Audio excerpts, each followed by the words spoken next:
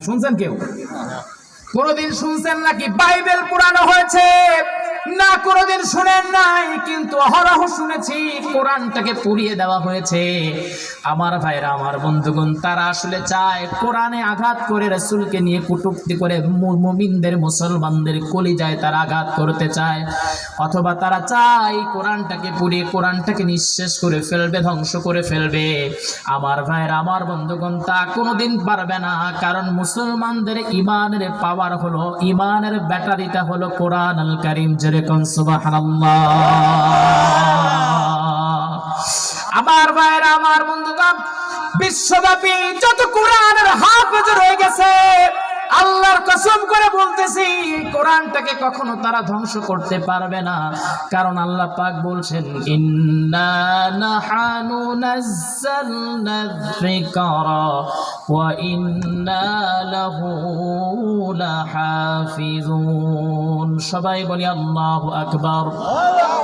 যদি আগুন লেগে ধ্বংস হয়ে যায়, ধ্বংস হয়ে যায়, যদি আগুন লেগে ধ্বংস হয় পৃথিবীর সব বইয়ের দোকান, তবে বিশ্ব থেকে হারাবে না পবিত্র কোরআন। কি করে করবে কোরআন ধ্বংস?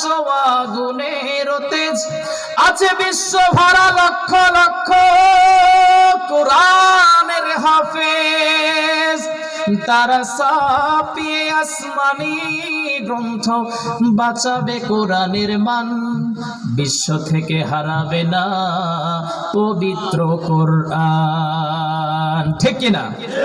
আমার ভাইরা, আমার বন্ধুগণ, তারা কোরআনে আঘাত করে, তারা রাসূলের নিয়ে কটূক্তি করতে চায়, মুমিনদের কলিজায় তারা আগুন দিতে চায়। আমার ভাইরা, আমার বন্ধুগণ, যতই করো না কেন কোনো লাভ হবে না। ইসলাম ছিল, ইসলাম আছে, আর ইসলাম থাকবে।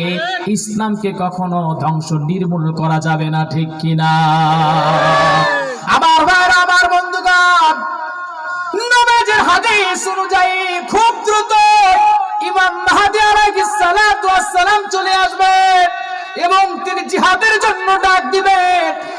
আর সেই মুসলিম বিশ্বের প্রত্যেকটা ইমানদারেরা ইমাম মাহদী আলাইহিস সালাতু ওয়াস সালামের সঙ্গে জিহাদের ময়দানে চলে যাবে, মুসলমানদের বিজয় হবে ইনশাআল্লাহ।